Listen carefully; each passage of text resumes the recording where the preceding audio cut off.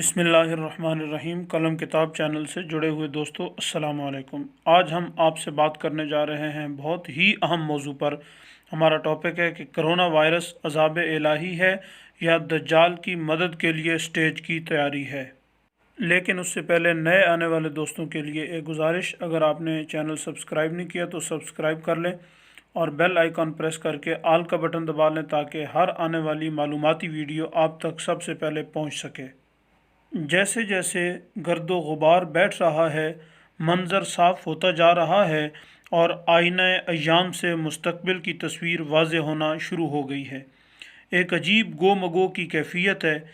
سب سے پہلا سوال تو یہ پیدا ہو رہا ہے کہ یہ وائرس دنیا میں کہاں سے اور کیسے پھیلا۔ کچھ لوگ اسے اللہ کا عذاب کہہ رہے ہیں، لیکن میں اگر آپ کو اپنے دل کی کیفیت بتاؤں تو میں جب اللہ کریم کی رحمتوں پر، اس کی کرم نوازیوں پر، اس کی شفقتوں پر، اس کے رحمان و رحیم ہونے پر، اس کی مہربانیوں پر، اس کی اپنے بندوں سے محبت پر غور کرتا ہوں تو میرا دل یہ نہیں مانتا کہ اللہ تعالیٰ اپنے بندوں کو اس طرح عذاب میں مبتلا کرے گا۔ اس کی ذات ہماری سوچوں سے بہت بلند و بالا ہے۔ وہ صرف ہم انسانوں کا رب نہیں ہے، وہ اس کائنات کی اتنی وسعتوں کا رب ہے جو ہمارے وہم و گمان میں بھی نہیں ہے۔ ہم اتنے تھوڑے دل کے مالک ہوتے ہیں کہ تھوڑی سی مخالفت پر دوسرے سے بدلہ لینے کے لیے کہاں سے کہاں تک پہنچ جاتے ہیں اور کون کون سی حدیں کراس کر جاتے ہیں، مگر اس کی ذات ان ساری چیزوں سے وراء الورا اور بہت بلند و بالا ہے۔ جو آیات، جو احادیث ہمیں بتاتی ہیں کہ اللہ پاک عذاب بھی نازل کرتا ہے، ہم ان سب کو مانتے ہیں، لیکن ہم یہاں پر اللہ کریم کے بارے میں اپنا یقین بیان کر رہے ہیں، کیونکہ حدیث پاک میں آتا ہے کہ اللہ پاک ہمارے ساتھ معاملہ ہمارے اللہ کے بارے میں گمان کے مطابق کرتا ہے۔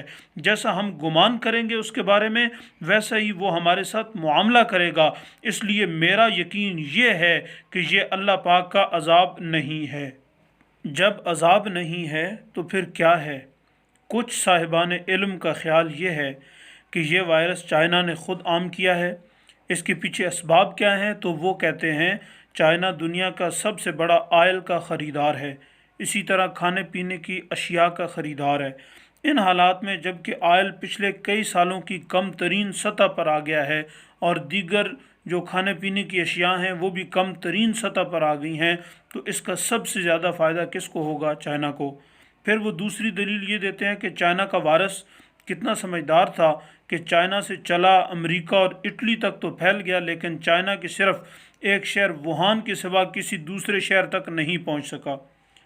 پھر اگر یہ کہا جائے کہ ان کی تیاری بڑی تھی، تو اچانک آنے والی بیماری اور وبا کے لیے پہلے سے اتنے انتظامات مکمل تھے ان کے پاس کہ انہوں نے اس کو ایک شہر کے علاوہ کہیں بھی دوسرے شہر میں پھیلنے سے روک دیا۔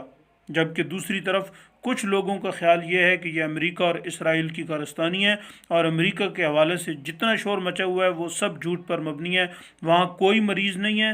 جس طرح کہ ایک مشہور امریکی یوٹیوبر نے یوٹیوب پر ویڈیوز اپلوڈ کی ہیں، وہ پورے شہر میں گھوما، شہر میں ہسپتالوں میں گیا، اس نے جا کے دکھا کے لائیو ویڈیو میں سوال کیے کہ کہاں ہے مریض، اور ہسپتال دکھائے، اور اس نے پوچھا کہ کہاں ہے قرنطینہ سینٹر۔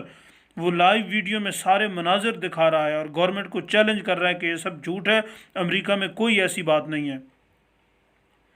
آج جب کہ ایک طرف اسرائیل پوری دنیا پر حکومت کا خواب پورا کرنے کے لیے پوری دنیا پہ حملہ آور ہو چکا ہے، یہ کرونا وائرس کا حملہ ایک بایولوجیکل حملہ ہے جس سے اسرائیل کا مقصد دنیا کو تباہ و برباد کر دینا ہے، اور جو لوگ پھر بچ جائیں گے، جب منظر صاف ہوگا ساری دنیا اسرائیل کی حکومت کو مان چکی ہوگی، اور جب اسرائیل کو سپر پاور مان لیا جائے گا تو یہی وقت ہوگا جب دجال کا زمانہ ہوگا۔ کرنسی کو ڈیجیٹل کر کے ساری دنیا کا خزانہ اسرائیل کے قبضے میں ہوگا۔ میڈیا ویسے ہی ان کے قبضے میں ہے، اور کئی مسلمان بھی انجانے میں ان کے مددگار ہوں گے، کیونکہ حدیث پاک میں آتا ہے جب دجال نکلے گا تو 70,000 مسلمان بھی اس کے ساتھ ہوں گے جو اس کے مددگار ہوں گے۔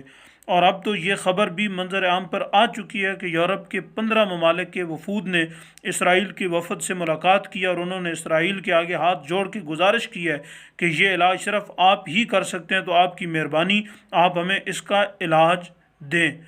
ان حالات میں ہمیں کیا کرنا ہے؟ جہاں اللہ کریم سے اپنا رابطہ مضبوط کرنا ہے، اس کی بارگاہ میں سجدہ ریز ہو کے اس سے مدد کی درخواست کرنی ہے، وہیں پر ہمیں عملی اقدامات بھی کرنے ہیں، کیونکہ کرونا وائرس کے بعد ہم جس دنیا میں داخل ہو رہے ہیں یہ اسلحہ کی یا کلشن کوفوں کی یا میزائلوں کی یا ایٹم بموں کی دنیا نہیں ہے۔ اب اس دنیا میں دشمنوں پر حملے کے طریقہ کار بدل چکے ہیں، دشمن کے خاتمے کے طریقہ کار کچھ اور طے ہو چکے ہیں۔ اب ان جنگوں میں مرد میدان وہی قومیں ہوں گی جو میڈیکل کے شعبہ میں اپنا لوہا منوائیں گی۔ اب ساری جنگیں اس نئی طرز پر لڑی جائیں گی، اس لیے اب ہماری حکومتوں کو بھی اپنے فرسودہ نظام تعلیم کو چھوڑ کر جدید نظام تعلیم کو اختیار کرنا پڑے گا۔ جدید ترین تجربہ گاہیں اور جدید ترین لیبز بنانی پڑیں گی، اور ایسے ماہرین تیار کرنا پڑیں گے جو اس آنے والے دور کے مقابلے کے لیے بر وقت اقدامات کر سکنے کی طاقت رکھتے ہوں۔ اللہ تعالی ہم سب کو ہر طرح کے فتنوں سے اپنی حفظ و امان عطا فرمائے۔ السلام علیکم ورحمۃ اللہ وبرکاتہ۔